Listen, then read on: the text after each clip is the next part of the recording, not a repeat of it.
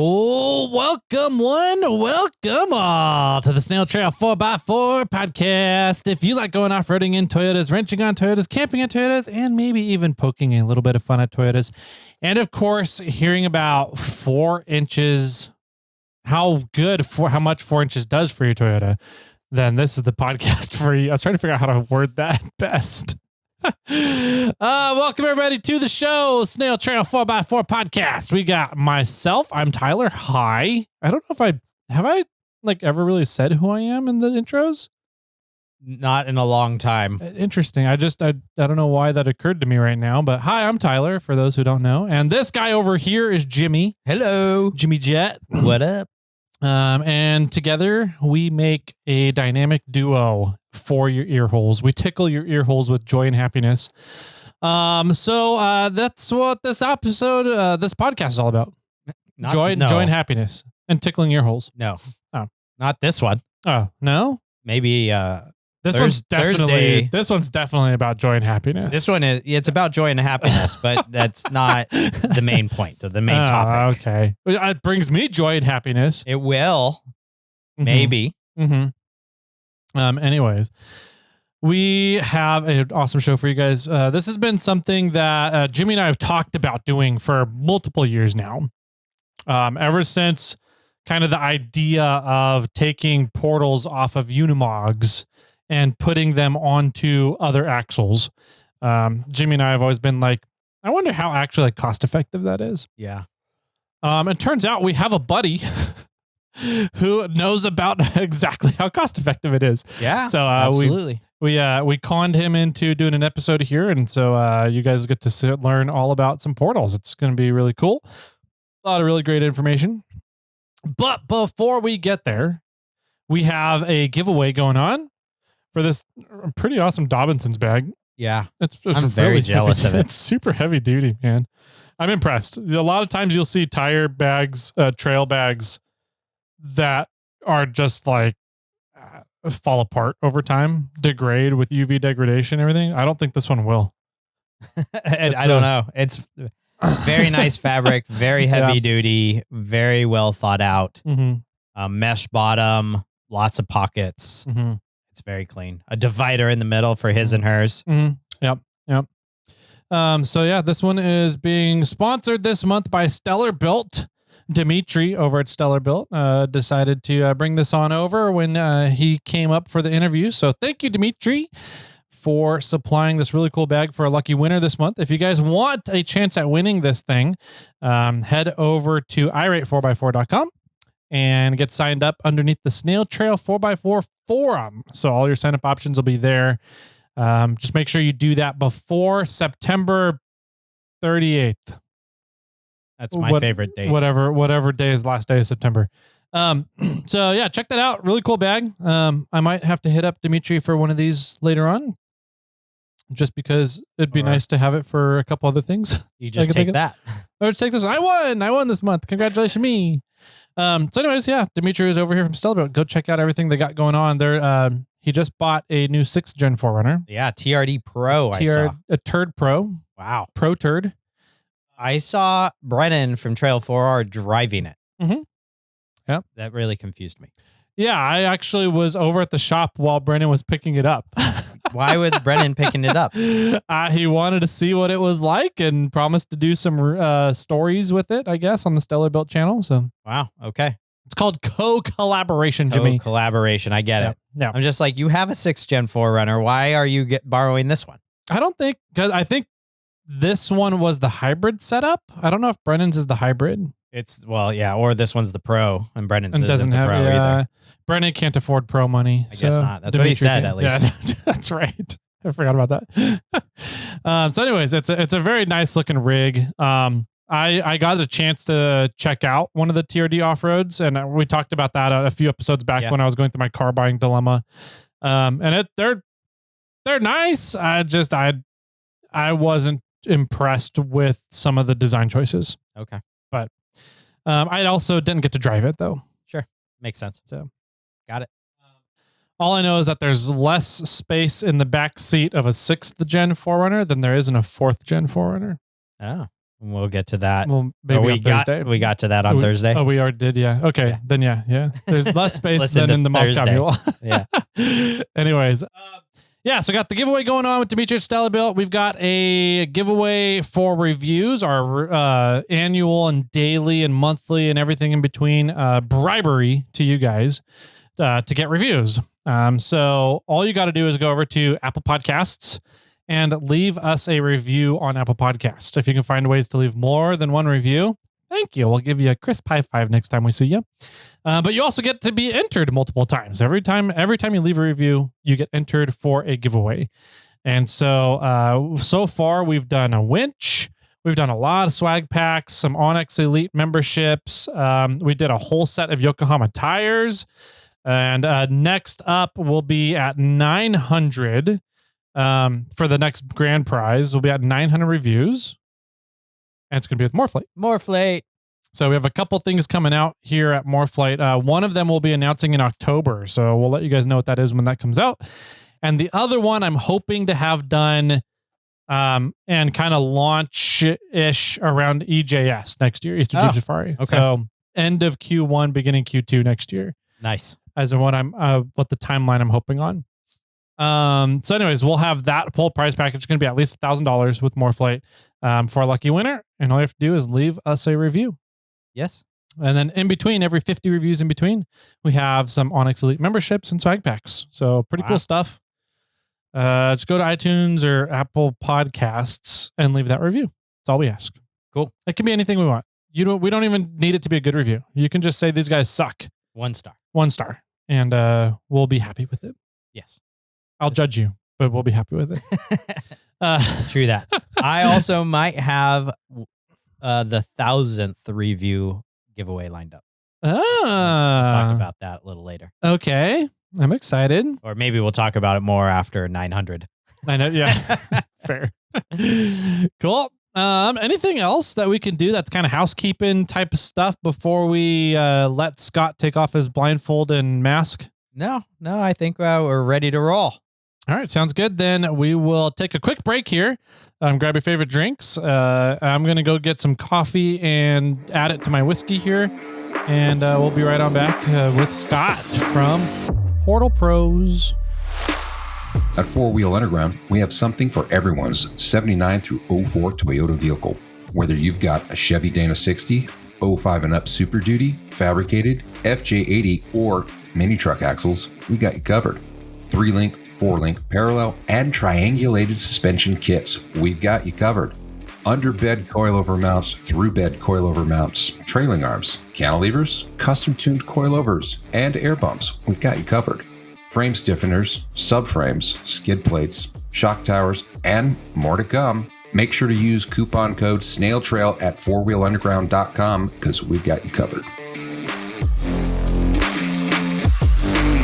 Welcome back, everybody. We are here today sitting around our proverbial campfire having some drinks in the morning. I've got a little bit of coffee with my whiskey today, so we also have on the line Scott from Portal Pros. Scott, how the hell are you, man?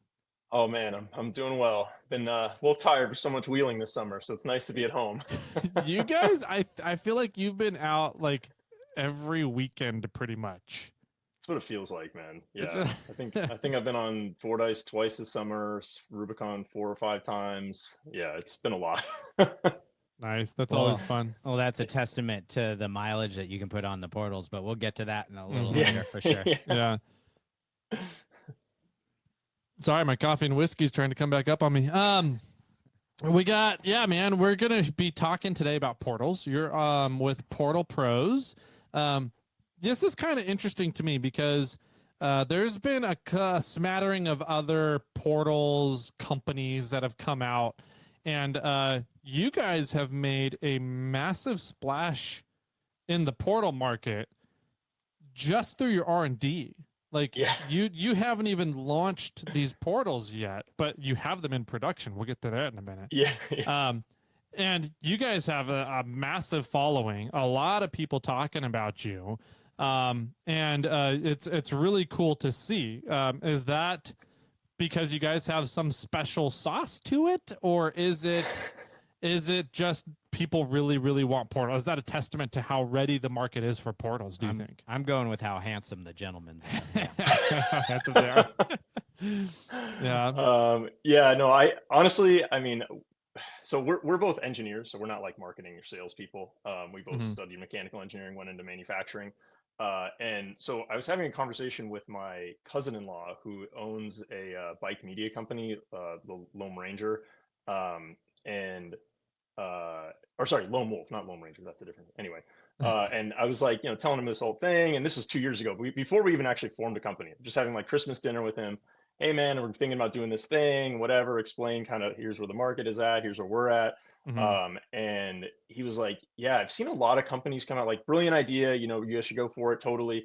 The thing that you're going to struggle with is you're going to want to like build a brand and kind of like Mhm. get your name out there before the product is ready, because you Mhm. don't want to like do all this development in secret, no one knows about it or minimal people know about it, and then you put it out there, you give it to your favorite YouTuber or whatever, and suddenly 100,000 people hear about it and they're like, who the hell are these guys, you Yeah. know so Yeah. we through that conversation was kind of like, okay, day one, we need to have Instagram, we need to have a website, we need to get on YouTube and just start putting information out there about us. Mhm. So I mean, to hear you guys say that there's buzz around us is pretty amazing. I mean, it's like, honestly, we didn't really expect it, and it's been happening more and more. We're like run into people on the trails, and they're like, "Oh yeah, hey yeah, I've watched your YouTube videos. I message you, whatever." Yeah.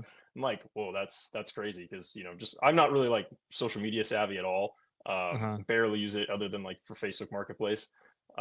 So yeah, to basically from day one, we were like, okay, let's start doing that, and Uh-huh. things like I mean, YouTube really was pretty slow for a while, and then we went and drove the first day, and we couldn't believe it with our own eyes that what we had driven through. So we're like, Mhm. okay, this has to get out immediately. So like the next day, I'm downloading, what's free video editing software, whatever, like trying to learn Uh-huh. how to edit videos and get some crappy music from the internet and make the worst thumbnail ever, and just like it just needs to go out there. People need to see this. Yeah. And from then on, it was just like, we're gonna just show everything. So another good example, like we had some smaller gears that we were testing to see if we could make the overall Mhm. portal assembly skinnier. We had broke them within like 2 trips, right? The I skinniest remember gears. I They were remember about that. Yeah. Yeah. they're about half the thickness of the gears we're planning on shipping with, so like they're Mhm. way weaker. Um, and of course, it's with a club run where there's like 100 rigs, and I was at the front of the group, so I break down like right at the last obstacle, and every single person comes by. I'm like, well, we better put this information out there as soon as possible so people Yeah. don't look, say, hey, Portal Pros has the broken stuff and they suck. It's like, Yeah. no, guys, we did this on purpose. This is a controlled experiment. So, Yeah. um, That's one thing that I really like about what you guys are doing. I think a lot of consumers really appreciate that. You're kind of taking that veil off of the secrecy. You're showing, literally, you have series right now talking about the little intricacies of your portals and the little details that you guys did, the choices you made, and how that plays into the effectiveness of the portal. Um, is that, I'm curious, from a business owner, yeah. myself and Jimmy too, we always kind of struggle with telling people about the secrets versus people now knowing the secrets and ripping your product off. Is that, I mean, how do you balance that as a business owner?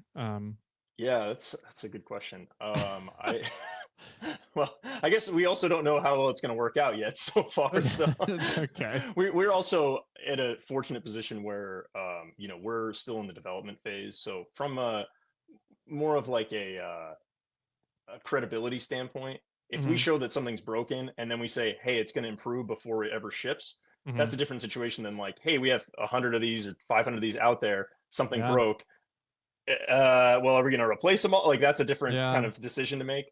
And that it puts a little bit of a different pressure on, should you be like, oh no, here's the problem, and yeah, these are out there, we're not going to fix them, versus Mm-hmm.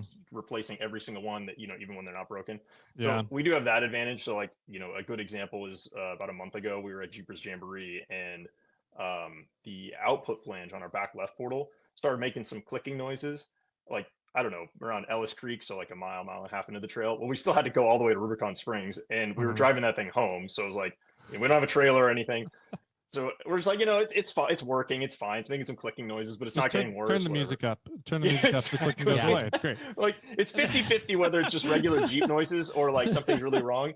So we just keep driving, and then we had the vendor show, and we start noticing during the vendor show that there's like a bit more oil leaking out of that portal, and it just kind of keeps going. We're like, okay, so something's obviously wrong here. And we pull over afterwards and start pulling it apart. And yeah, it turns out the flange was completely broken. Like that's that's a huge problem, right? Yeah. But kind of two takeaways. One is, yeah, okay, our testing regiment's clearly been working. We broke the parts that are weak.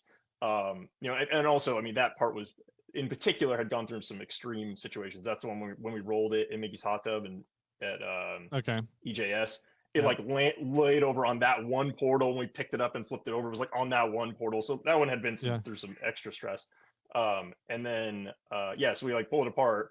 Or no, sorry, the other thing I was gonna say is like we drove on the trail like 4 or 5 more miles with a completely broken part. It's like, oh, okay, maybe our design's pretty robust. That's cool, Yeah.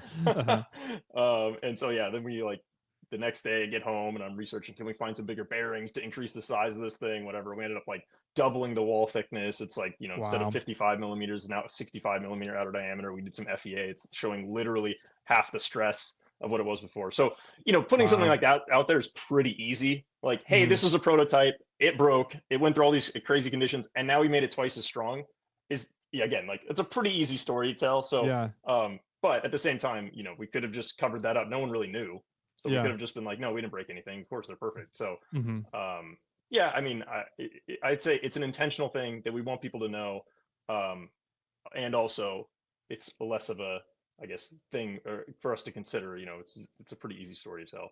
Yeah. I mean, I would assume you guys are going to be going for patents on your portals and applying for patents. So I'm curious, like, I don't know. It's just my product has been ripped off quite a few times by different people. So I'm like, I had to stop talking about stuff on the podcast because we had listeners that would listen and take the stuff I'm talking about and start making their own stuff in their garage and selling it, right, and competing with me. So I've always kind of been like, how do you balance that line? Because I think it's really important that companies do prove and show that they are doing the research and development, they are doing the quality control, the testing of their product, the stress testing, finding the weak points of the product, and always looking to improve their gear. I think that's super important. That's super cool. And I think that off-roaders really appreciate that when companies do that. But how then do you border that line between showing everybody you're doing that and letting out all your secrets? And it sounds to me like you're just kind of like, I don't know. In my mind, I'm like, to manufacture a portal requires some very specific skills and manufacturing abilities that not everybody can really have access to. So are you just kind of like, yeah, I don't think people are going to be able to really, it's going to take a mountain to rip these off kind of thing? Yeah, I think comparing our businesses, it's pretty different. Like market segment, right? To like one to rip off some set of hoses, certainly easier than ripping off a whole portal. The other thing is just from a dollar value, is someone willing to take a risk on a knockoff, tire inflator, an air compressor? Okay, you're spending maybe $150 instead of $250 or whatever it is, right? Yep. Someone's willing to take that $150 risk, and if it's wrong, like it blows up after 6 months, okay, not that big of a deal. With portals, if we got knocked off for a $10,000 risk, so even 10 or 15 or $12,000, like, are you really willing to risk that? Probably a little bit of a different calculation going on. And that's part of why we're trying to build, like, kind of going back to the the earlier discussion about building up a brand, building up credibility. We think that's going to be like 90% of it. There's other, there are other portal axle manufacturers on the market, pretty competitive specs, whatever, but I think what it's going to come down to is similar to like Ultimate Dana 60s. Like everyone trusts them. They don't have problems. So I think that's going to be a lot of the business side of things, is building up credibility. People know that they can trust us. We're having a conversation here. We're about to talk about doing a build comparison between like portals versus non-portals. And I'm I'm not going to sit here and bullshit you and say like, oh no, portals are the only option, because the the math just doesn't add up that way, right? So I think that's really what we're thinking. So even to your question about patents, we looked into it, and the things that we thought might be patentable are things like our fully modular design or the universal adaptability. But things like that kind of already exists, like in the UTV market. It's kind of a similar concept. They maybe aren't claiming like it's fully modular or whatever, but when you get to the details, it's a very similar idea. Portal axles, and actually I looked this up recently. The first patent on something that was similar to a portal axle was made in 1905. So like, we could maybe slice off one little tiny sliver of like, here's our protected piece, but like you can rip off 95% of it. So we were like kind of making that calculation, and with as much as it costs to actually do a patent, it was just like, yeah, maybe that doesn't make sense. Let's get something on the market, and then maybe we'll find another piece that we can slice off and that will be really impactful in the future. But I mean, and this is not to like compare us to a Tesla or SpaceX, but one of Elon Musk's big things is, we don't do patents. Like you can, our designs are out there. You want to take the Raptor, whatever engine, like rip it off, go for it. You can't keep up, like, so I think that's, well, that's made me sound like a very conceited, but not what we're saying, but I mean, I don't know. It is a little conceited, but it also shows that you're putting priority in the production. You're putting priority in making sure you stay ahead of the competition. You're by allowing competition in the market and saying, good luck, try and keep up with us. It shows that you really are focusing on staying ahead of everybody, which I think that's a really cool aspect to kind of focus on as a business. So the biggest problem there is being in the financial situation we're at now, where we're like just scraping by to make it work, and like haven't really got enough revenue to and I have 15 ideas, like, we should do this next, we should do this next, this new application, and Matt thankfully is usually, so my business partner, Matt, who wasn't able to make it today, he is, I would say, the more grounded one. And I come to him, I'm like, here's this crazy cool idea. And he's like, okay. Let's shelve it for now. Good for him. That's good. You need those people in the business. Yeah, for sure. That's fun. So. All right, so let's talk about, let's get into a little bit of your story, your guys' story. You and Matt, you guys are off-roaders. You built, I'm just gonna say it, you built dumpsters. You guys are dumpster drivers. So we got. I can say that because I wheeled with your dumpster, and it's I think my wheeler, ZJ was newer than either of your rigs. So maybe. But anyways, now you drive Chicories. You guys have some really badass Cherokees, I will say it. So, it's you guys. How long have you been into wheeling, and how did you kind of make this transition from wheeling some really badass rigs to being like, we need to get into portals? Yeah, totally. So Matt actually is the original wheeler in our friend group. He started when he was like 5 years old, something like that. His dad's been into it for years and years. He's got an old CJ7 that's like a hack together, all kinds of different stuff. But he's a badass wheeler. So when Matt and I went to school together at Cal Poly and studied mechanical engineering. So we were on the Baja SAE club together. That's cool. Like a little mini dune buggy race car, but built around a Briggs and Stratton like 12 horsepower engine. Awesome. It's by far the most fun you can have at 12 horsepower. I mean, I think we'd get up to like 35 miles an hour, and it only weighed like 400 pounds, So it was fun. I rolled it a couple times. Super fun. Nice. And we actually did two major projects together. One was a gearbox for that. So it was a forward, neutral, reverse gearbox. So we designed that. Cool. Actually, Advanced Adapters, so they're local to San Luis Obispo area. They cut all the gears and the shafts for us. So we actually turned the blanks and then gave them over to them. They cut the gears and the splines and whatever. Nice. So that was actually kind of like my first foray into wheeling. And at that point I was into dirt biking, didn't really know anything about like off-roading, didn't really care about it. And then I actually became an intern at Advanced Adapters for the summer. So it was like, I kind of was in the industry, kind of knew about it, but like didn't really care about it at that point. So then a few years later, I graduated first, but then Matt graduated a year after me, and he bought a Cherokee within like a month of graduating. He's like, I got a starting bonus, I got this, like, of course I'm getting a Cherokee, and he's so he goes and buys a Cherokee. And then like a year later, another buddy of ours buys another Cherokee, and then a month later, I bought one. I bought my ZJ, and actually, it's kind of funny. I didn't realize this till way later, but I bought it from Morgan from Sidetracked Off Road. Oh, really? Oh, wow. Yeah, so I put it together like way Nice. years later, you know. Anyway, so yeah, so that was like 2017, so about 8 years ago. Okay. And it just like escalated from there. You know, Yeah. we're engineers, so we can't just let it like things sit and not be perfect. It's like the steering's a little loose. Okay, let me get the cure from rough stuff. Okay, it's a little better, and then you know, suddenly I break a spider gear in my rear axle on my Dana 44s, and I'm like, oh, I got to go to 1 tons. So like That's you know, usually I've how that broken- works out. Yeah. yeah, right. And I've like broken everything on that thing. You know, literally the first time in the Rubicon, I broke a rear axle shaft and a pitman arm. Jeez. Wow. Like had to get towed home. Yeah. So like, I'd say it's fair to say that between Matt and I, we've broken just about everything on the trail, and we've gone through and done like all the upgrades. So like I said, you know, I bought some junkyard. I think they're 06 Super Duty axles front and rear. Cut them up in my garage in my townhouse, you know, and my wife was pissed at me because I'm like out there 8 hours a day angle grinding, right?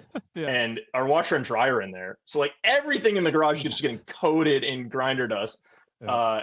And you know, like 3-4 months of my life just gone to make it work, and it was totally badass.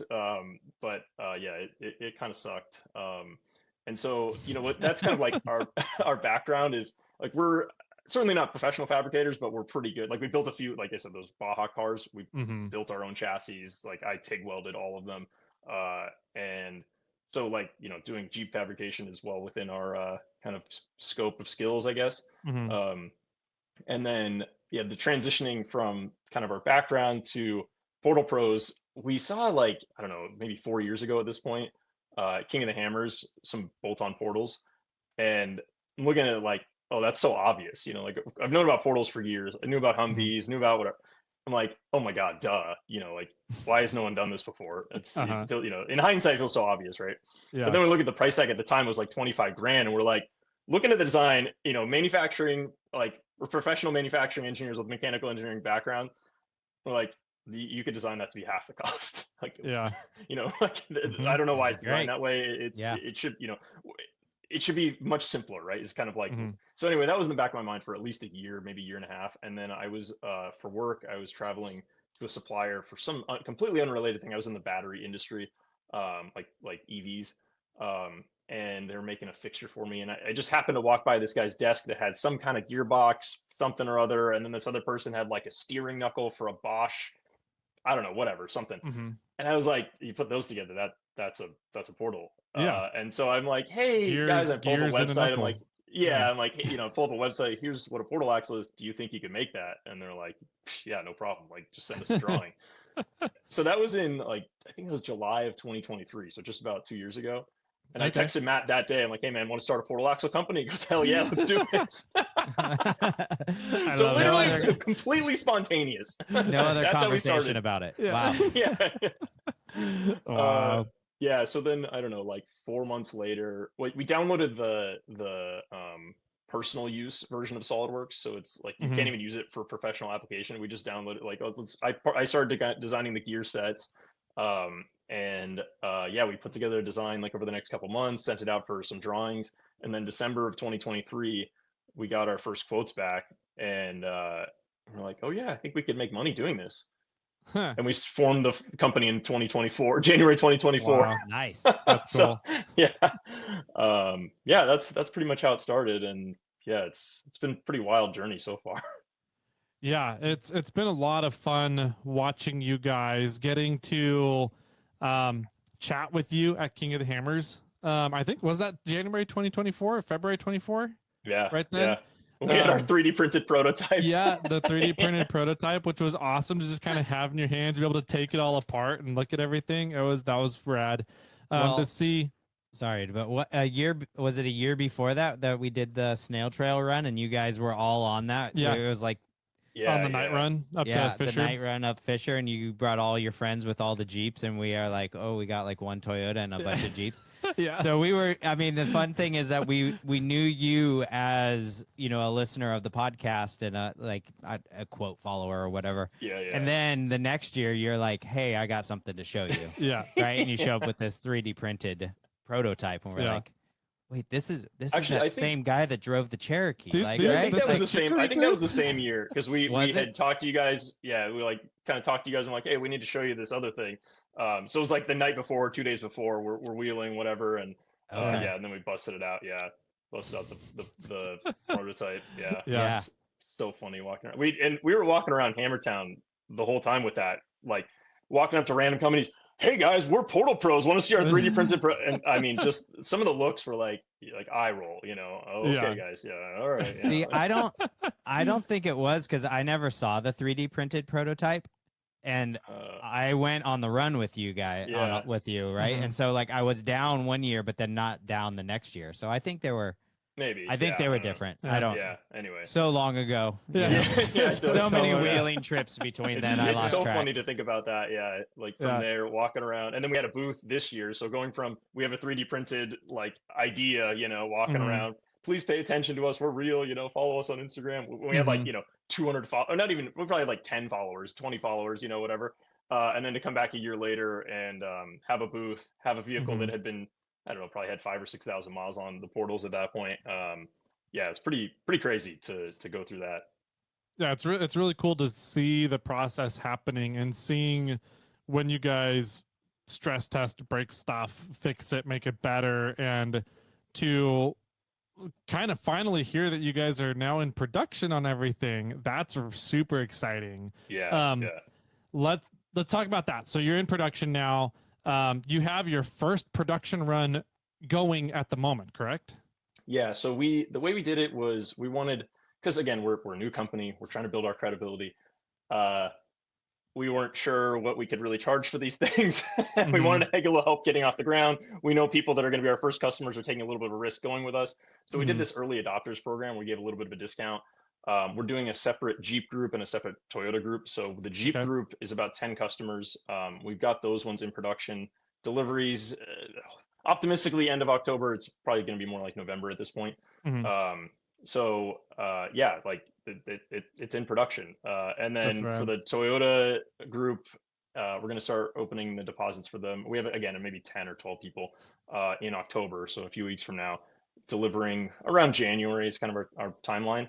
But at the same time, we're opening up to pre-orders for regular customers. So October 1st is when the site is going to go from every line item saying sold out to they're there, Available. they're ready to go. Yeah. So you can put down a 50% deposit, which is going to be $7,500, and then planning on delivering somewhere spring of next year, so like March, April kind of time frame. But we want to start kind of open up like a decent amount of time for us to start collecting pre-orders, because we need to get a decent amount of these to start actually doing production, get the volumes up, everything. So but yeah, man, I mean, it's crazy to think like we had the 3D printed prototype January, February of 2024. We got our first actual prototypes in hand in August of 2024. And now we're going to be delivering all of 15 months later from these things showed up on our door to customers are going to have them in hand. We've gone through like 5 different iterations. Yeah, it's crazy, man. It's pretty crazy. I mean, I know a lot of people don't understand necessarily what everything goes into R&D and product development. That's impressive. Yeah. So yeah, it's with that product. You said $7,500 50% deposit. So retail price on a set of portals 15,000? Yep, 15,000. That's right. All four corners? Yep, so it's all 4 corners plus new rear axle shafts because you're converting from a semi-float to a full float, and then all the other things you need. So like extended brake lines, all the mounting hardware, and other really critical things like lower support brackets, so that make sure it supports the lower part of the portal so you don't rip them off. Kind of leverage. Critical leverage thing. happens. Yeah. Especially when you're rolling over an entire vehicle on one I was tire. just gonna say, yeah, like testament to that. The thing that broke was not the mounting; it was the damn flange, and it broke, several trips on the Rubicon later. Yeah, Tyler was not upset one bit that you guys rolled. He told me, he's like, did you see Porta Potties Road? And I said, I did. I hope they're okay. He's like, they cracked their like top, and now they had to drive around at EJS the entire time without a top off, showing off the green morphlate on that far back pillar. It's great. That's awesome. I'm like, are they okay though? And he's I was like, oh, I don't know. I just think they're okay. He's like, but they're showing off the compressor. I'm like, yeah, but how are they? Tyler, are they okay? Well, I think within a few hours of that happening, I texted Tyler because it not only did we like roll it and smash the hardtop, where I have the compressor mounted, it's like on the, I don't know, the D pillar, like the slope down on the stock roll cage. And so the hardtop compressed and hit the compressor. Yeah. And so the mounts are a little bit bent down because the whole freaking car landed on it, Yeah. And I'm like, oh, the plastic covering's a little bit cracked, but it's still working, so I'm just gonna keep running it, like whatever. Yeah. That's I fun. mean, here we are, 8 trips later, it's still working. So Sweet. Good to hear. Good. And you guys are okay, which we're happy. Oh yeah. Also that, yeah. Yeah. All right, so let's $15,000 for a full set of portals, everything you need. That's really impressive. I mean, if you look at I would say the average market price for a set of portals, you're looking at $20,000 to $28,000 all said and done. Is that pretty fair to say average market price? I think prices have been coming down. So some of the competitors are kind of in that realm, 15, 17, 18, something like that. So I'd say we're pretty competitively priced. We're definitely on the lower end. So yeah, and we would like to be able to bring that down further, but right now, yeah, need more volume at that point. Yeah, yeah, exactly. Yeah, that's like I said, really 15 ideas that I want to work on, but yeah, right. I mean, that's really impressive. $15,000. I mean, and this is kind of what we're here to dive into. We're going to do the deep dive now of cost effectiveness of portals. What are you getting for that $15,000 compared to spending that $15,000 on other things for your vehicle to get the same effect, right? Or what would you need to do to get the same effect as portals? And would it cost $15,000 more or less, or what is it? And I was chatting with you about this. I think it was at Sierra Trek this year, and you're like, "Oh yeah, I've actually done a lot of that because obviously I need to know how much $15,000 is going to get people and be able to compare it." So I was like, "Dude, let's get you on the podcast. Let's talk about this. Have this discussion," because Jimmy and I have been wanting to dive into this cost effectiveness for people. 3-4 years now. We just haven't dove into it yet. Wow. And I was like, Scott, we need you. You're our savior. Come on, man. So like $15,000 for a set of portals. Which first off, before we dive into that real quick, why is that? I mean, how are you able to do that with $15,000? Because your you kind of mentioned it, they're universal modular portals. So you can manufacture essentially the same gearbox for everybody and have adapters for the different vehicles, which really helps drive volume and simplifying production and manufacturing. Is that mainly the trick of how you get these prices down to what they are?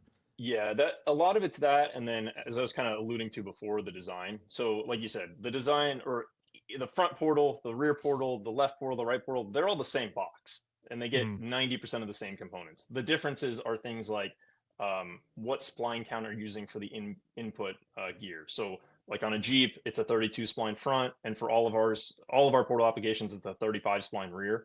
And then the other thing would be like an output flange. So the bolt pattern needs to match to whatever application you have. So on a Jeep, it's going to be 5-on-5. On a Toyota, it's going to be 6-on-5.5. The other thing with that is how far is the spacing of the rotor and the caliper. So we have another caliper adapter bracket. So we just have like these generic mounting points that tie into those critical components. And that way the box, again, stays exactly the same. And then probably the biggest thing is definitely the mounting. So we just have an adapter plate that would mount onto your stock steering knuckle or on your stock rear axle on the flange, and then the portal mounts to that. So we have like our controlled bolt pattern to mount to that plate, and then the plate adapts to whatever application you have. And so I mean, obviously from our standpoint, it's great because production, increases the volume of each part. And then two, from a ownership perspective, it means you're getting a lot more value over time out of your portals. So for example, I have them on my Jeep JK, that's our test platform. Well, at some point, I'm probably going to upgrade to something better. Certainly not a Toyota. Like a Toyota. But No, come on. Beat me to it. beat you to it. Yeah. But let's say I, want to get a JL down the road or whatever. So you can actually swap out all the parts that are JK specific to go and upgrade to a JL and actually take those with you. And that's pretty unique in the industry. Oh. So something like That's a super lift unique. kit. Yeah.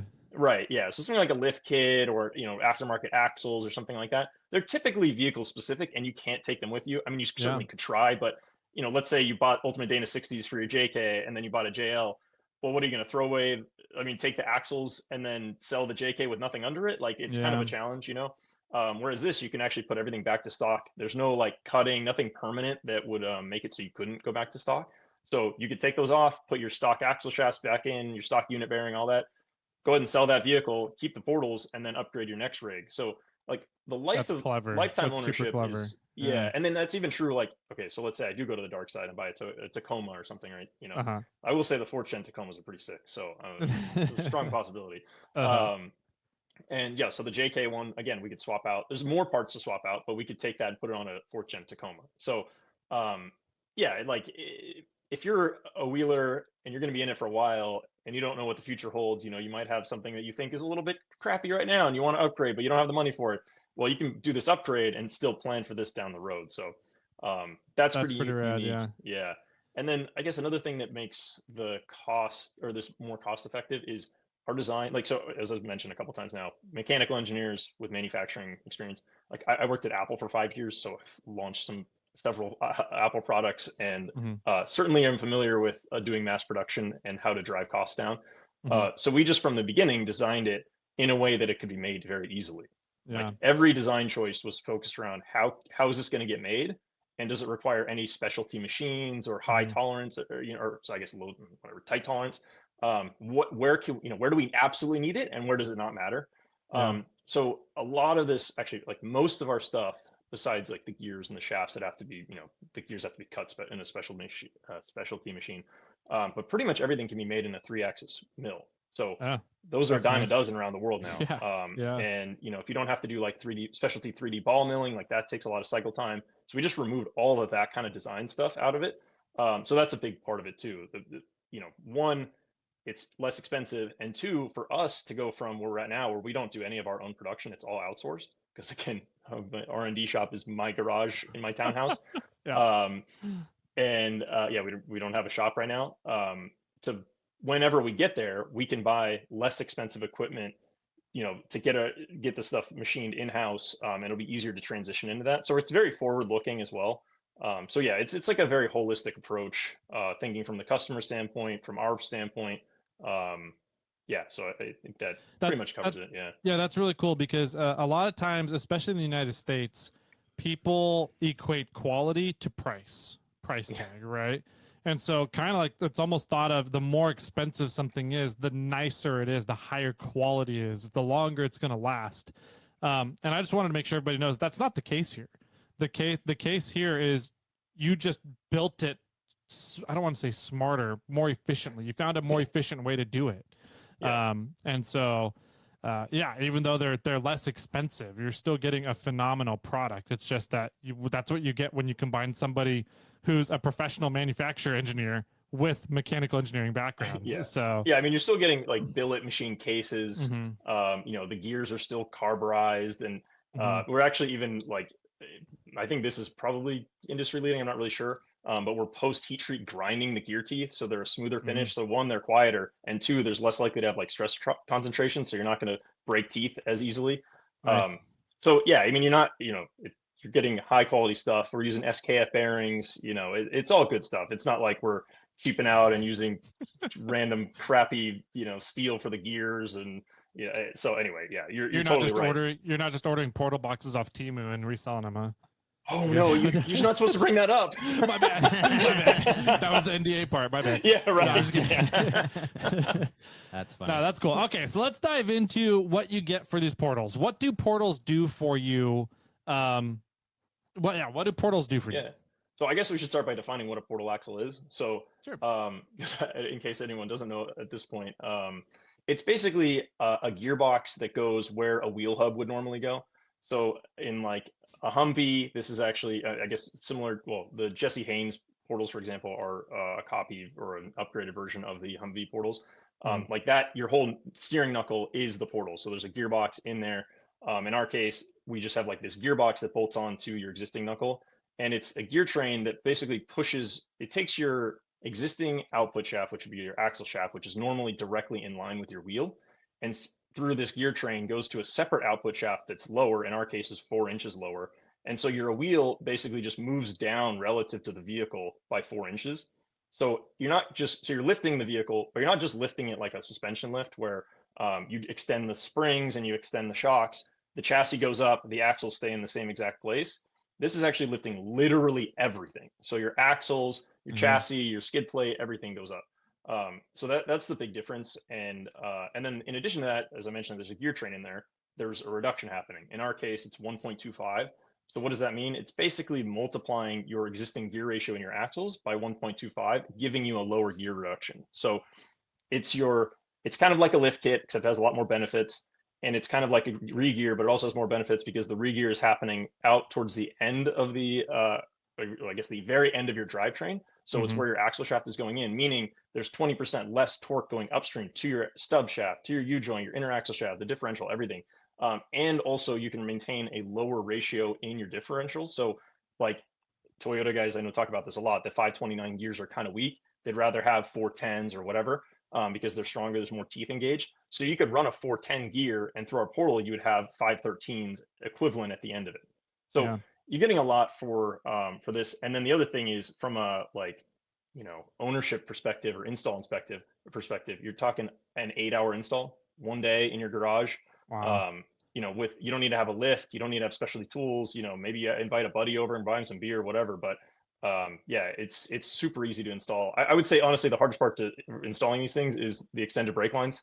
So if that gives you any indication, like Okay. bleeding brakes is harder than installing portals. Yep. Yep. um, so yeah, that's what it is. That's more or less what you're getting is just a ton of ground clearance. You're getting so you're getting a lift, you're getting a re-gear, you're basically strengthening everything, so you don't have to buy chromoly shafts and upgraded drive shafts and whatever. So and then it all bolts in a day. So the idea is you can go to a Jeep dealership or Toyota dealership, buy the TRD Pro or the Rubicon. You put these on the next day, you can run 37s or 40s and go to the Rubicon and not be worried about it. So Yeah. it's a lot for in one package, and it can be done very quickly. Yeah, that's impressive. I think that's a big point that a lot of people don't realize when they're looking at portals is, yeah, they understand that there's a gearing aspect there and 1.25 to you guys. But I don't think that most people understand about the point in your drivetrain at which the gearing happens and how that impacts your drivetrain. And just like you said, having it the last thing before your tire um, makes there's two ways to think of gearing. I like it. I like to think of it as one is um, the amount of torque, right? So it's a torque multiplier is your gearing. So you can take your engine outputs X amount of torque.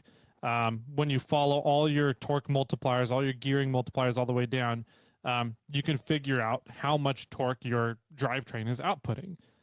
The other way to think of that is the drivetrain thinks that the vehicle weighs less. Yep. So if you have, for us, I'm roughly 220 to 1. Jimmy's what, 250, 260 to 1 in low. And so you can take that torque multiplier, your gear ratio, your final low gear ratio, and say you have a 5,000 pound vehicle. You can divide that by your gear ratio. And that's roughly how much the drivetrain thinks it's driving. And how much stress is putting on your engine and drivetrain and everything. So that's another way to think about gear ratios. But when you put that gear ratio way out at your wheel instead of just in your transmission or transfer case or differentials, you're saving all your axle shafts. You're saving your ring and pinion. You're saving that U-joint, the stub joint, your burr fields. So that's something that you don't you don't really get. The only way to save those is to make them out of tougher materials, make them bigger, make them thicker diameters, right? So that's a really, I think, a key point of portals that you can do, that you get out of portals, that not everybody really understands, is that you don't really have to beef up your axle shafts and your ring and pinions as much anymore. So, and our testing's been a testament to that. So we've got our Jeep JK that's got 40-inch tires on it, and we've been running the stock front axle shafts the whole time.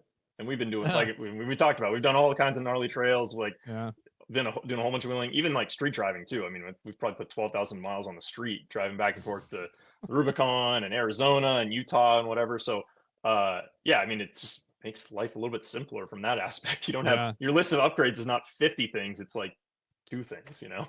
Yeah. So let's talk about that list of upgrades then. In order to get a similar effect that you get out of portals, what would you need to do to a vehicle, and how much is that going to cost you? Yeah, well, so Scott, why don't you can cue it up here, but the way that I was envisioning this happen, and tell me if we're on the same line here, is sort of like, here's the build that we would get with portals. Let's try to figure that out with by building the suspension and lifts and everything else. Is that sort of how you envision doing that? Yeah, totally. So I came prepared. I made some charts and the spreadsheet Nice. so we can actually like look at it together, and then we can actually discuss whether that makes sense or not. Because you know, like, I'm gonna put my opinion out there. Obviously, it's gonna be a little biased. Try not to make it too biased, but you know, whatever. So if you guys think, oh yeah, you don't need that upgrade, or you should have that upgrade, or whatever, or maybe there's something I'm missing I didn't think about, we can talk about it. So I'll go ahead and share my screen, and then we can. Sure. Okay. Do you want to start with Jeeps or Toyotas? I did both. Nice. Let's just compare your Jeep, like your JK Okay. on 40s, right? Okay, so yeah, so I broke it up into a mid build, which is like, you know, medium, so with like 37s, I want to run the Rubicon, and then what I'm calling the extreme build, which I realize that word maybe is not so accurate for 40s at this point, but okay, whatever. The more extreme build, which is, yeah, I would say equivalent to running the our JK. So 40s, we've got the portals. So just as a very simple starting point, let me just zoom in here real quick. Well, I guess we don't want to start with the numbers. We want to start with what the build is. Yeah, okay. Yeah. So in terms of the parts that you'd want to have for the equivalent of my Jeep on the 40-inch tires, you've got a lift kit, and I'm basically assuming it's a Metal Cloak long arm kit with their, like, I think it's the low end shocks, so the Rock Sport. So $6,800 for that kit. And actually, maybe I just won't even talk about the prices. We'll just talk about the build. So I'm assuming you would be buying complete aftermarket crate axles. So you're ignoring gears, axle shafts, but you do need new drive shafts for that. And then, you know, based on the quote that we got from a local shop, gear oil for the axle or for the new axles. And then just from there, it's just labor to install those. So labor for the lift kit, labor for the axle. That includes like the drive shafts, all that stuff. So I think that's pretty much it, is like mainly the lift kit, the axles, and then, oh, I guess on here I don't have wheels and tires, but you would technically need to change your wheels and tires as well. Because you're going to an 8 lug. You would change wheels and tires on both applications. So yeah, probably. So we'll just ignore that. Yeah. And within the axle, do we have re-gears and shafts? Yep. Okay. Yeah. I mean that because that would be included if you buy, well, you know, Ultimate Dana 60s or whatever, or Dynatracs. That includes whatever gearing you want, whatever locker you want, upgraded axle shafts, all that stuff. So pretty much just lumping that into one giant sum.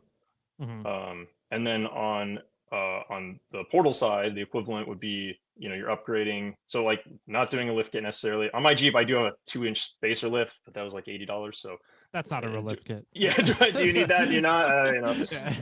You know, whatever.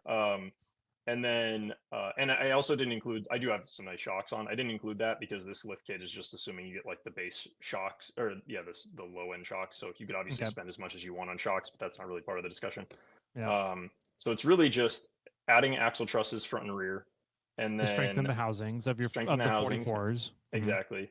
And then ball joints. So we're using the Metal Cloak baller joints. Those are a little bit more expensive than other ones, but they're nice. They've been reliable. We've been beating them up. So I keep going over to them every time I go to a show, and I complain to Will. I'm like, hey man, I haven't figured out a way to break your ball joints yet. What's up with that? You know?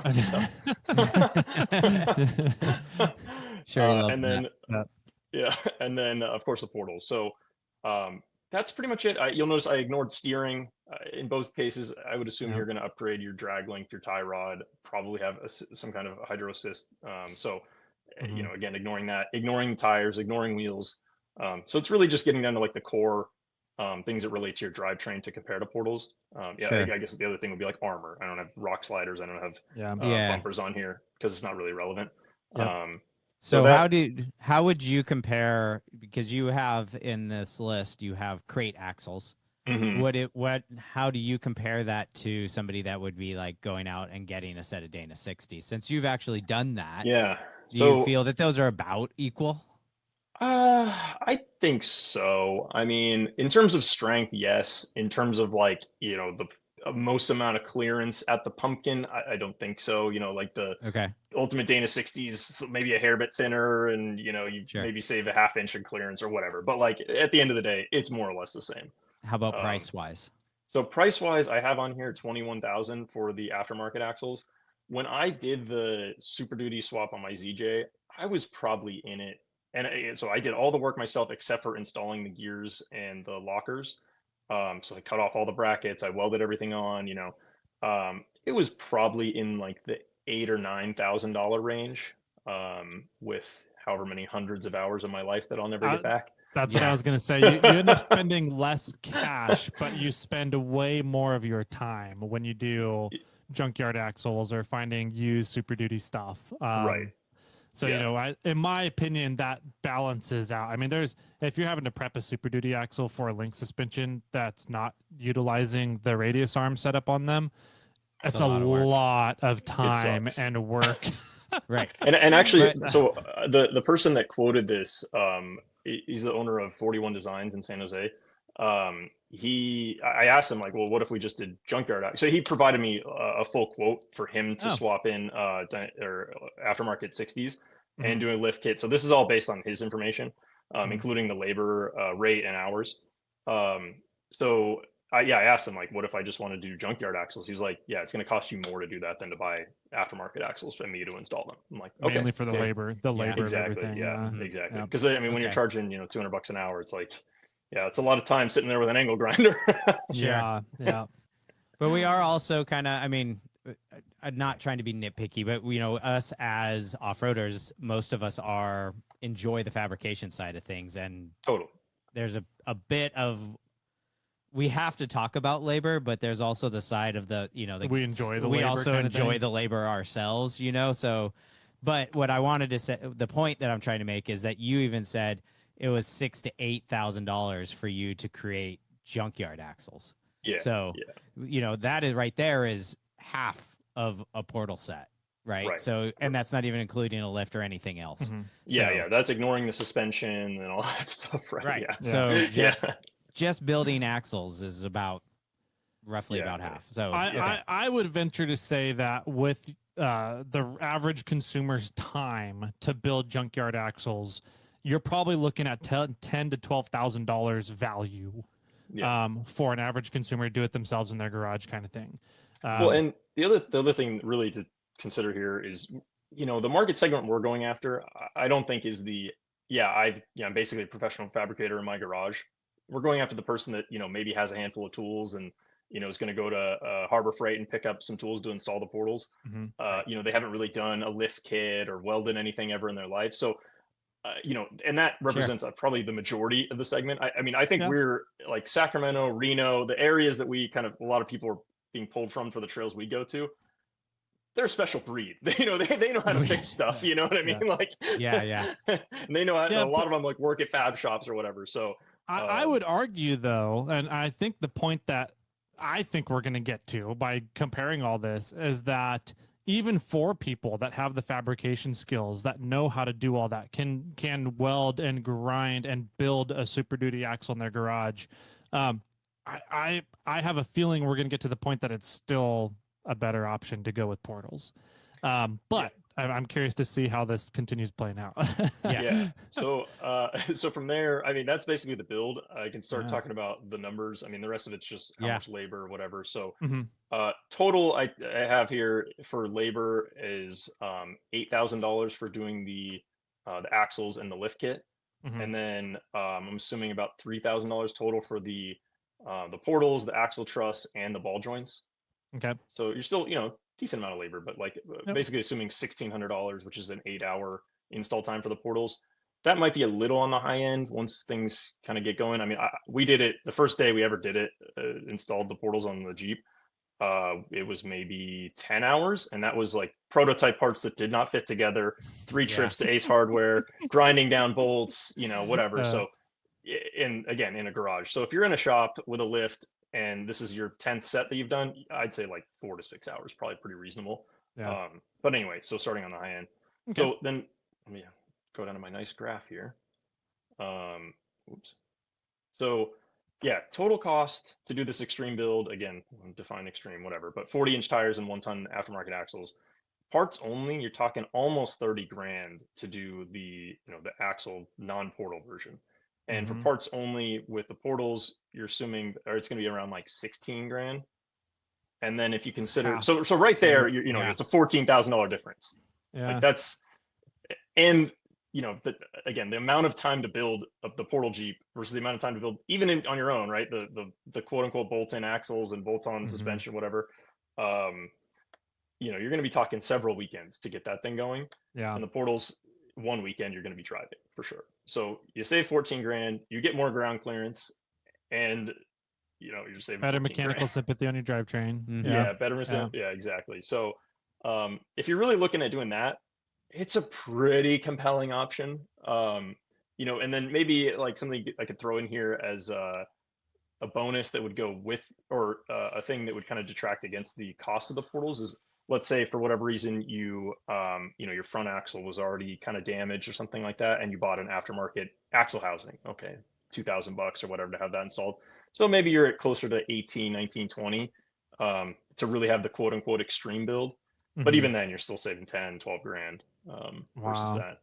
So yeah, it's pretty compelling from that point. And then if we Mhm. jump to including labor, out the door for the non-portal Yeah. build, yeah, $38,000 basically. Wow. Yeah. And also we're ignoring tax, we're ignoring like shipping, like I Yeah. don't know what else is involved there. So yeah, 38,000 versus with the portals installed, you're talking 19. So it's literally Wow. half the price, and you're saving 19 grand Yeah. if you're doing a 1-ton swap. So yeah, from that perspective, it's pretty damn compelling. Yeah. That's impressive. I will say on the rebuild of Kermit, my Forerunner, I think I totaled it all up, retail value about $38,000. So Yeah, that's so in with that realm. everything involved. So I mean you're right there, 37.8 on your Yeah, yeah. calculation. So that's wow. And Yeah, 19,000 for the portals all in. So right. I will say, what about the argument of, if you do the quote unquote extreme build, you can kind of piecemeal it out and take that hit of the double, the over $19,000, $19,000 more over a greater period of time. So you can kind of space it out more. How do you? I think in this case, God, yeah. Well, in this case, it doesn't really make that much. Like that argument doesn't hold any water. I think when we go to the more mild versions, I think it makes sense. Because yeah, you can. Oh, I bought this lift kit for $2,000, and then I bought this for $1,000. Then I did the re-gear for $4,000. Whatever. You can do that over time. With this case, you're talking $21,000 for the axles. That's a chunk of change no matter what. Yeah, you got to hit that all at one time. Yeah. Yeah, true. I mean, you could do the lift kit, you could do the other upgrades, whatever.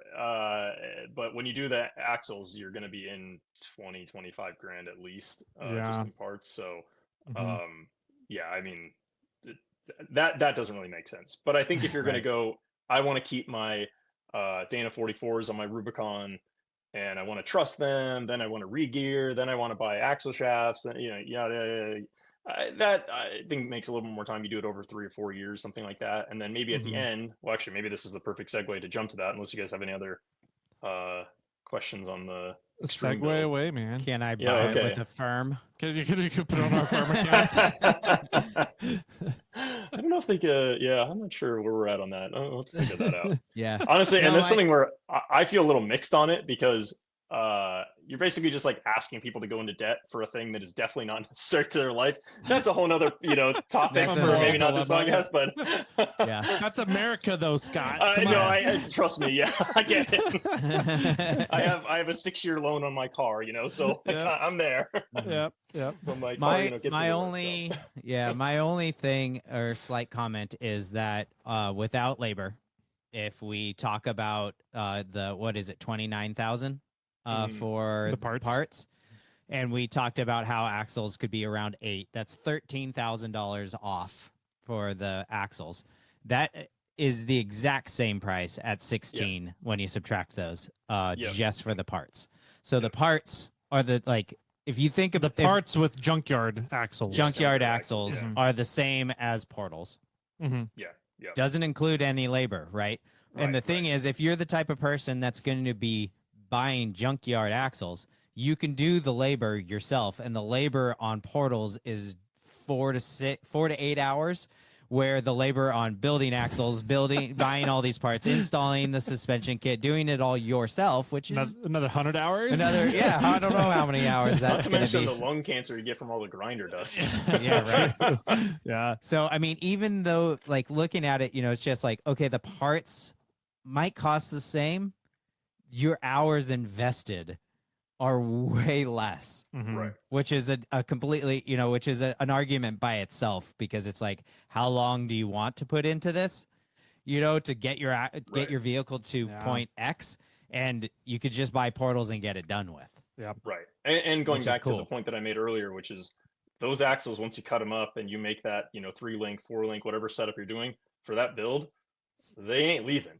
Those are Yeah, with that vehicle true. now. So True. that's a one-time, commitment, and that when you sell it, you don't get that money back. So Right. if you're planning on owning a few rigs over the next 10 years, it's definitely something to think about. Yeah, I know. I'm now Yeah. rethinking how I might do snail trail 4x4, because I could just move portal to So- portal to portal. Like, I got some. Samantha's changing again. Here we go. No, I can't. Unfortunately, I mean, as much as I would love to.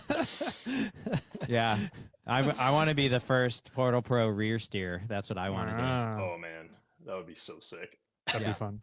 Okay, so let's go to All the right. mild build. I want to see how these numbers. I think if anybody's looking at doing a quote unquote extreme build, you're looking at going to 40s, 1 tons.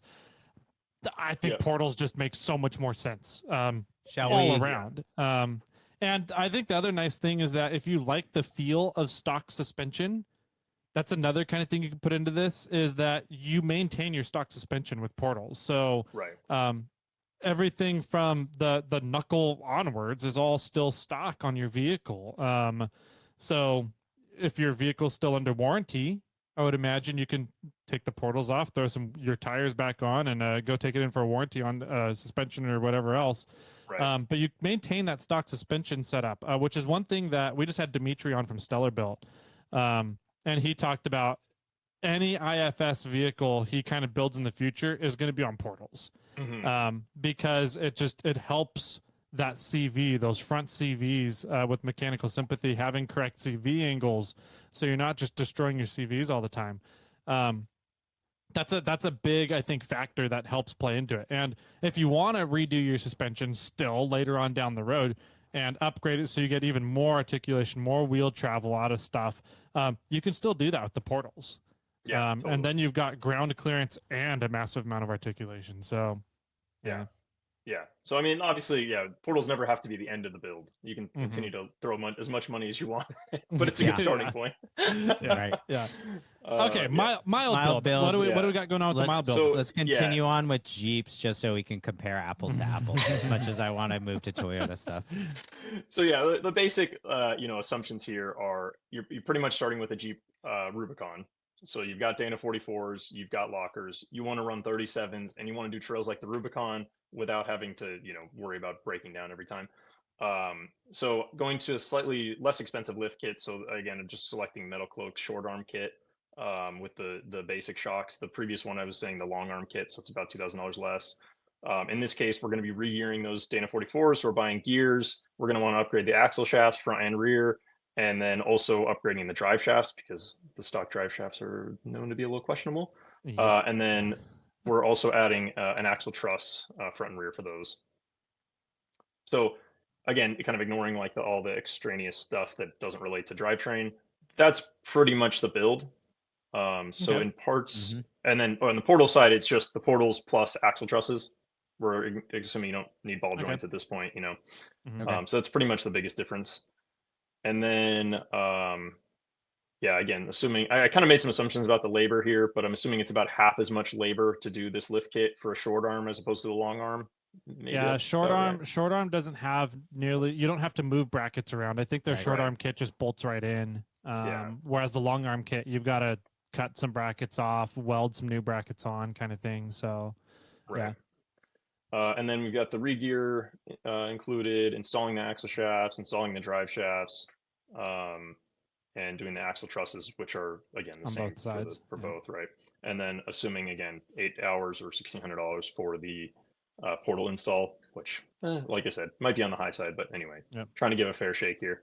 Yeah. So scrolling down to our chart, so parts only, we're looking at about $9,000 for the mild build for, again, running 37s, want to do the Rubicon, no portals, versus about 15.5 with the portals. So you're paying about 6 grand more to have the portals. Um, and this again goes back to the amount of time you put into it. It's obviously going to be less than the extreme build, but um, how many how many hours of your life is it worth to do all this stuff and go into those Mhm. different shops and whatever? But yeah, so you're talking about a $6,000 delta in favor of not doing portals in this case. Okay.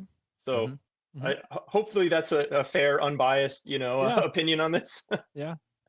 Almost 10 Yeah. grand to do like a typical, mild Rubicon build. Yeah. And That sounds then about right. So and then labor, when you get the labor involved, we're Yeah. looking at what, a $2,000 difference in Yeah, so favor yeah, of close to not 3,000. portals. Yeah, so with labor for the non-portal build, you're talking 15 grand, and on the portal build, 17, 18. So kind of in that range. So yeah, Yeah. you're saving a few $1,000s still. Mhm. But again, the difference is you drop it off on Monday, you have it back on Wednesday, you're ready for the weekend. Versus you drop it off on Monday, you get it 3, 4 weeks later when they have time to do all Right. your upgrades. Yeah. Yeah, Um, and with this too, you're still not getting clearance under the axles. So right. if you're doing a lot of big rocky trails that like we have here on the West Coast, you're just not getting that extra clearance at all by going with the mild build lift and axle upgrade versus portals. But if you're on the East Coast or down south or something where there's typically not a whole lot of just big refrigerator sized boulders sitting everywhere. You don't necessarily need the extra ground clearance, so that you may not have that extra value to worry about. But definitely on the West Coast, dude, having that extra ground clearance under the axles is so nice to have. Yeah, and I think another thing to add to your comment on the East Coast, like that typically is going to be a little bit less like crawling, a little more high speed, or Mm-hmm. not high speed, but like wheel spin, bumping over things. Yeah.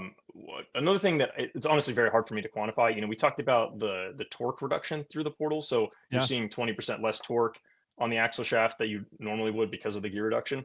But there's also some energy lost through the portal as well. So the thing that really like in a high wheel speed situation that the wheel stops and then all that energy is kind of like bound up and sent through to your drive shaft or to your Mm-hmm. drivetrain. The portal is absorbing some of that through every single component, right? So it's going through a Yeah. flange to a spline shaft to output gear to a set of intermediate gears to an input gear, then to your axle shaft. So that energy is being lost over more components. And again, I don't know how to quantify that. Like I've thought about Yeah. it quite a bit, but I think that is pretty meaningful. And as time goes on, I think we'll see more and more evidence of like, oh yeah, that's actually helping me a lot. Mm-hmm. That's not to say you couldn't blow up the gears. I mean, obviously you can break everything. So, Yeah. but that is another point that is out there. And like I said, if I figure out a way to show like, here's the, this energy absorption and here's how much this takes to break versus this, Mm-hmm. I'll show it for sure. But Yeah. we're not quite there yet. How much wider is the WMS? Before we go to that, can I want to go back to just some of the things we were talking there before we move on to Mhm. like some spec Yeah. stuff real quick. Tyler said that you're not gaining the clearance underneath the diff that you're getting, and I was like, wait a second, you're still getting clearance. You're going up to 37s. So a Jeep has what, like 31-inch tires? 33 To start, a 33s? Rubicon comes from the Yeah, factory with 32 or 33. 33. 33s. Yeah. So you're going from 33s to 37s, right? And so you're gaining, what is that, 5 inches? 2 inches. Well, Two, two and then inches you radially, yeah. Yeah, and then divide it in half. So it's like, Yeah. 2 to 2.5 inches. So you're gaining 2 to 2.5 inches. And then I was like, oh, wait, that doesn't even include the portal boxes. Then it's 4 more Four inches more, if you did the. So you're gaining, if you go from a Rubicon 33 inches to a 37-inch tire, you're gaining that 2 inches just from the tire. But then Right. you're gaining 4 more inches. So you're upwards of about 6 inches higher clearance Mhm. underneath the diff. And I was like, oh, that's pretty impressive. Okay. Yeah. So the So- way to think about it is because it's 4 inches like in a radius, it's the same as adding an 8-inch larger tire in terms of ground clearance. So Right. like Yeah. for example, if you Wow. had 35s and portals, you would have the same amount of ground clearance as someone running 43s. Yeah. And you Which, guys like- showed Think about that. that, right? You've Yeah, showed we've- that in one of your reels. Yeah, right? we've got And a that- couple reels out there. Yeah, we've got in like a your little demo? display. Yeah, Yeah. that's pretty cool. Okay, Yeah. so that's I wanted to say Yeah. that because I if I thought it, somebody else out there was thinking it. No, you're still gaining clearance because you're going to bigger tires. Well, you're going Yeah, to bigger yeah. tires, and then you add the portal, Mhm. Yeah. and it just makes it all nicer. Yeah, and Okay. actually, Tyler, or Jimmy, I don't know if you guys know the ground clearance you guys have under your diffs off the top of your head. We do. We do. Oh, you That's do? right. Oh, okay. We get to do a little measuring contest, huh? Yeah. Yeah. Sure. Where is it? Your Front- front diff I'm is 12 and a quarter inches. yeah, and I am 12.5 inches. Okay, so that's with what 37s and Tacoma or a Toyota mini truck axle, Mhm. and then 40s, 40s and the and his custom diamonds. custom Yeah. crazy axles. Yeah, so about Yeah. 12 inches each. Yeah, so Yeah. I've got the stock Dana 44 front from a JK Rubicon and 40-inch tires, and I've got 17 and a quarter inches of ground Holy clearance. crap. Dang. 5 more inches. That's awesome. Wow. Yeah, so I wish I could brag about 5 more inches. Right. I wish I could brag about 2 5 more inches. inches. 2 more, 5 total. 5 total. Yeah, All right. not jealous of your 17 10-inch ring gears anymore. Yeah, 17.5 inches of clearance under your diff. That's crazy. Yeah. That's Wow. awesome. And it's pretty wild when I mean, the first time we went and drove, we just went to Hollister, which is our local off-road park here. And it was so funny. I'm driving and Matt was like, dude, you're not going to make it. You're not. Oh, never mind. You made it right over that. And like Yeah. that happened like 5 times. And he's like, dude, I don't know how to spot you anymore. I don't know what you're going to make it over or not. It's very fun. And even like another good example, we were at Jeepers Jamboree and they have spotters, every 50 yards or whatever. And several times they're like, no, you got to go driver. Do you see like where the diff marks are on these rocks? You're going to get stuck. And we're like, no, we're not. We just Yeah. take whatever line we want and just go up. And they're like, what? And then they look afterwards and like, oh, okay. That's funny. Because a lot of Yeah. those diff catchers are like, it's an inch, 2-inch Mhm. difference. And Yep. 4 inches, I mean, 5 inches, like that's a big difference. So Yeah. Yeah, absolutely. Okay, let's go back to Tyler's previous question, width. Width. oh yeah, with How much wider are we on a WMS? yeah, so it's 8 inches wider WMS. So it's 4 inches Damn. per side with the portals. So yeah, that's a lot for sure. That's a lot of and- stability. And the reason why I brought that up is because on East Coast, if you're doing more wheel spin, more momentum building moves to get up obstacles, you're just bumping stuff more. Stability is a big name of the game. And so having 8 inches wider on your WMS and your track width gains a lot of stability versus the quote unquote mild build or even the extreme build. Right. So yeah. So yeah. when you're that much wider, though, then you're messing up your scrub radius. How are you solving that? Yeah, so like the way I like to compare to just having perfectly centered wheels. So like a 9-inch wheel with 4.5 inches back spacing. Sure. Well, of course, listening to one of the podcasts, I think it was on Wheeling Wine and Whiskey with Battleborn, and he's saying that they don't actually include like the lip of the bead or something. Anyway, whatever. For simple math here, 9-inch wheel, 4.5-inch back spacing, basically centered. Yeah, so the scrub radius, actually maybe I'll explain what scrub radius is. So if you're not familiar, it's basically the delta or the distance between where the line of your ball joints, because your ball joints tilt like inwards, so the upper one is always a little bit far toward like closer to the center line of the vehicle than the lower one. And so if you draw a line between those two, where that hits the ground and where the center point of the contact patch of the tire hits, that difference is basically your scrub radius. And so if that gets larger, you're doing less of a rotation of your tire. Like your tire's not rotating on its center axis. It's actually starting to sweep around that center point where the line between the ball joints hits the ground. And so that the farther out that goes, the more steering force is required to turn that wheel, because you're basically just dragging it across the ground as opposed to Yeah. rotating it on its center. Mhm. So how do portals affect that? One, we're moving them 4 inches wider, but two, we're moving the wheel 4 inches down relative to that to the ball joints. Okay. So Yeah. it is increasing the distance ultimately because of the way that like the angle of that the ball joint line is, I think, like, I don't know, 10 degrees, 5 degrees, something like that. Whereas this is, we're basically creating A 45 degree. 45-degree angle with the portal. So it is getting farther out, but because it's moving down, you're actually lessening that effect a little bit.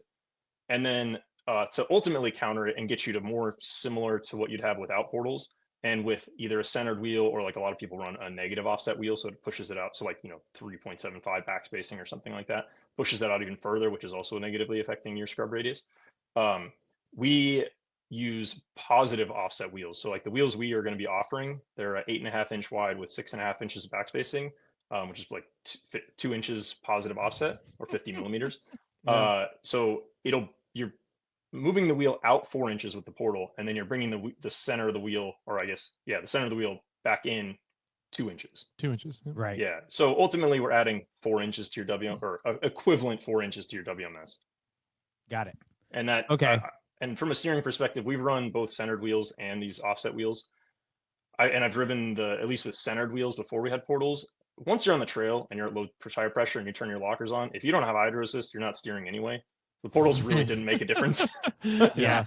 A street driving, like, you don't really notice it. Like I said, we had those centered wheels, and that was actually even with a 37-inch tire. So it's a little bit worse in terms of affecting your scrub radius because it's lower to the ground. So a Mhm. taller tire also helps your scrub radius because that Yep. point on the ground, like, moves farther out from the vehicle, the ball Sure. joint line. Yeah, and so like driving around the street, it drove totally fine. In fact, it drove better than like my old rock crawler, because that thing was lifted like crazy. And yeah, and then going to the bigger tires and the more offset wheels, yeah, I wouldn't say notice that much a difference. But now we're also running hydro assist, and yeah, with the PSC hydro Right. assist, you can still steer on the trail. Mhm. Yeah. Yeah. Well, what I was alluding to in this conversation is the fact that you guys are designing and making positive offset wheels to work Right. with your portals. Yep, exactly. Why So we'll don't have you those talk available. about that? Yeah, so I guess this kind of like, I think I mentioned that I worked at Apple for a few years. So like we're kind of following in that ethos of like, we want people to have a solution that works end to end. We don't want to sell you a product like, and I don't mean to throw shade at any company or anything like that, but certainly everyone has experience where you buy a quote unquote bolt-on product, and then, oh, turns out it doesn't work when you've already done this other upgrade. So you buy a suspension lift, then you buy some bracket or something, and, oh, it actually collides. I've got to grind down this part, whatever. So wheels could be the same thing where, we might recommend this or that or whatever, but at the end of the day, we want to be able to confidently say, hey, if you buy this kit with this exact wheel, you're going to be very happy. Here's the exact dimensions. These are the brake rotors that are going to fit inside that wheel, or sorry, the brake calipers are going to fit inside that. And yeah, it just delivers an overall package that works really well. So we're not a wheel company, but we are working with wheel manufacturers to get these very specific wheels made, so that we can offer that end-to-end package, and it's gonna work, and you're just gonna be happy with it. Nice. Cool. Yeah, and so those are roughly will have a 2-inch positive offset to them. Yeah. To help with the scrub radius. Yeah. So you ultimately Cool. will end up wider than you would if you were not going to have portals and we're going to have centered wheels. But it's not crazy. And for example, the JK with the custom wheels, we're about 83 inches to the outside tire width. Wow. So That's pretty good. 10 inches, Yeah. 10 inches narrower than you, Tyler, or something? No, I don't know. I think I'm at average of like 89, 88 or Okay. 89. Yeah. Okay. Yeah. So I think on my ZJ with the Super Duty axle, the 05 Plus Super Duty axles, I was about 85 with, I think, centered wheels. Sounds about right. So, Yeah. yeah. And So it's, Bobcat's at roughly 75? 75. Does it say up there? It should say up there. Track with 75 and a half. 75. Yeah. Yeah. So I mean, you're in the realm of like 1-ton territory, but you're not, Yeah.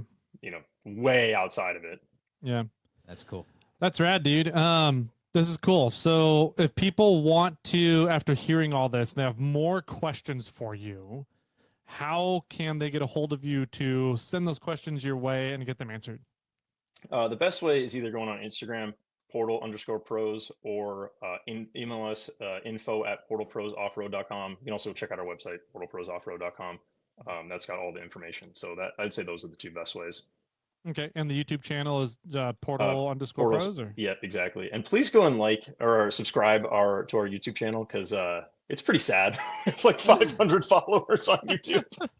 Well, it's funny. The followers may not necessarily be there, but I feel like your guys' videos get a lot of shares, at least, Yeah. and a lot of views. So Yeah, for sure. Yeah. Yeah.